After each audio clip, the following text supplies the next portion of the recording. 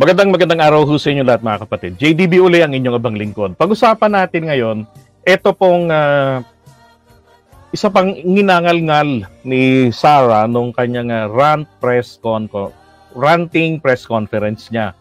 Diba? Yung parte ng insincerity daw po ni PBBM. So, hindi ba't ginangal-ngal niya doon na yung DND, ibigay sa kanya, umuo naman daw, binigay sa kanya. Diba? Tapos, later on, may mga nagpayo sa kanya na, nako, hahabulin ka nila dyan, ganyan-ganyan. Kung di ba naman ding tanga, paano ka nga habulin? Samantalang hindi ka pa nakakaupo, hindi ka pa nakaka-assume ng pwesto. So, wala pa nga habulin. Di ba? Oh. Ngayon, siya mismo, nagpalit, nag-DepEd. Kaya, di ba? At tinuturo na naman doon ng mga vloggers nila, etong si F. Eliza Marcos daw ang may kagagawan. Yun ang problema ho kasi. Hindi nagre-research. Di ba? Hindi nagre-research ang mga tanga. Now, ngayon, dito naman po, ang sabi rito ni Sara ha, eto, isang beses, sinabihan ko siya, si PBBM daw, pwede ba sabihan mo yung 250? Ang 250 po, yung presidential plane. O, alam nyo ba na meron tayong presidential plane at hindi pa ako nakakasakay doon. Pero may mga vloggers na po na nakasakay na doon. Katulad ho ni Rover, ni TP. Yan, yung sinakyan nila TP, yun na nag-picture-picture si TP, yun po yun. Okay? Kalayaan 1 ang tawag, ang pangalan ng eroplano na yun. Maliit lang naman yun. Hindi yan yung katulad nung panahon ni Apo Lakay na malaking eroplano talaga. So sabi niya rito, pwede ba sabihan mo yung 250 na ako ang priority, hindi ikaw? Kasi yan yung usapan natin. Ang ginang buhay ito, oo. Di ba feeling entitled? Oh. Feeling entitled na puta. Alam niyo yung presidential plane, pag sinabing presidential plane, it can be extended doon po sa cabinet members at kung siya po ay bahagi ng cabinet, maganda. 'Di ba? Makakasakay siya but not as a priority.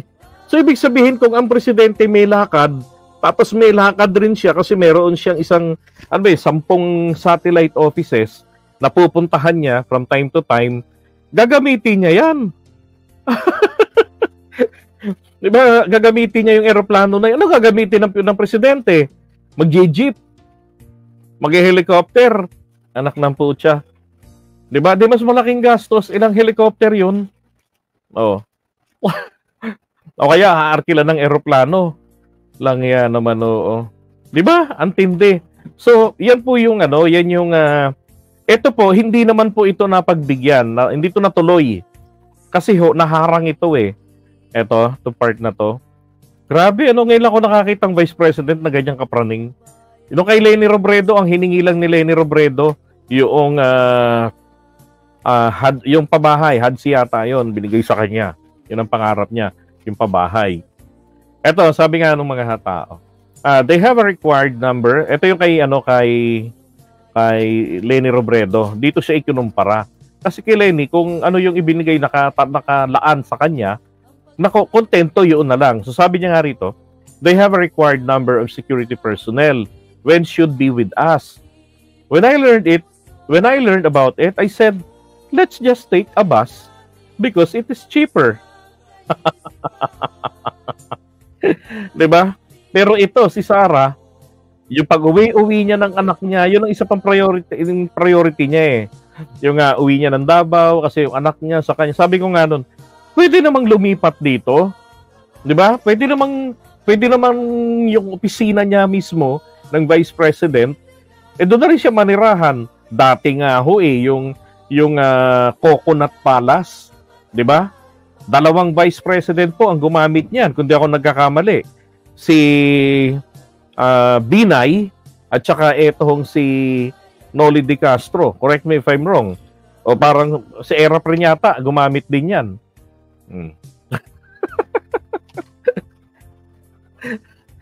Ko po, sabi ni Edwin. Ah, eh? Yan, huwag ipahiram, baka mailagay na boom. Oo nga naman, di ba?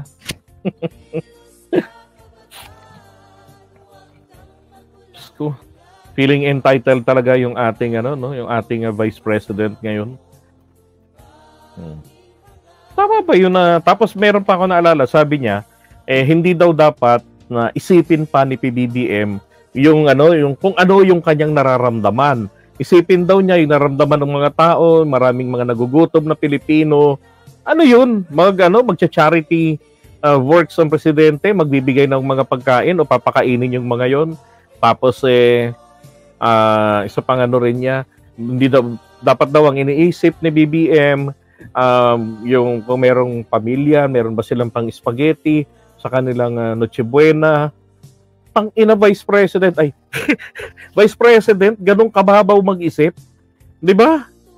Kaya sinasabi ko ito yung problema sa Philippine politics, no? Dahil hindi marunong magsuri, hindi marunong mag-analisa ang mga Pilipino dahil sa katamarang mag-isip para sa kanilang kinabukasan. Sorry to say, pero yun po yung totoo natin dito sa Pilipinas. 'Di ba? Yung political immaturity natin. Nakukuha tayong paikutin ng mga politiko sa kanilang gusto na ipamukha sa atin na mas madali nilang magagawa.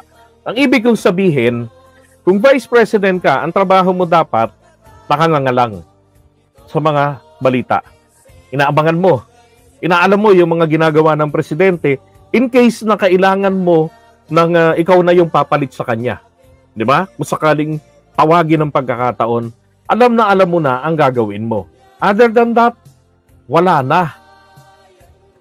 Okay? Ang argumento po niya, wala namang sa batas na nagsasabi na monopoly ng isang politiko o ng isang departamento ng gobyerno ang pagtulong sa tao. Now, ganito lang po yan yung mga kongresista natin, mga senador natin, kapag kampanyahan at pag nagsalita sa publiko, hindi ho ba ang sinasabi nila, puro pagtulong, maraming nahihirapan, nagugutom, 'di ba? Tapos ang ibibigay lang naman, Diyos ko, 1 kilong bigas, 2 sardinas.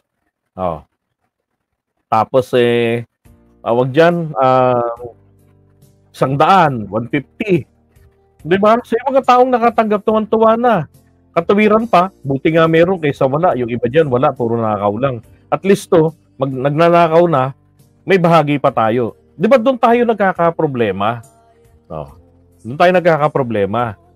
Nasasanay na mga Pilipino sa maling kwento nila na ganito ang dapat na nakikita sa isang politiko, pagtulong, nasa pagtulong ang puso mo. Ay nako, Sara Duterte. Imagine, pati yung sa eroplano gustong makuha ang, 'di ba? Ito yung inangaw-ngaw niya na sabi ni PBBM, ang priority si Liza. Natural, asawa yun Hindi niya magets ano daw ba naman ang trabaho ni Liza sa bansang ito. Buti nga yun Asawa ng presidente yun. So extended sa kanya yung courtesy na magamit yung presidential plane. Ikaw, Vice President, hindi ka nga dapat nagagagala. 'Di ba? Binigyan ka ng trabaho, tinambalustay mo yung pera. 'Di ba? Tapos ayaw mo ng accountability, ayaw mong matanong. Gago rin tong mga to talaga 'Di ba? Ay nako, Sara Duterte. Iwan nga muna natin to.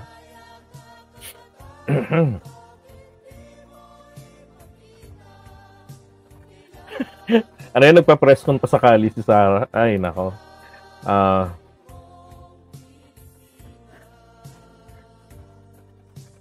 Ito naman ang pag-usapan natin, yung last natin to.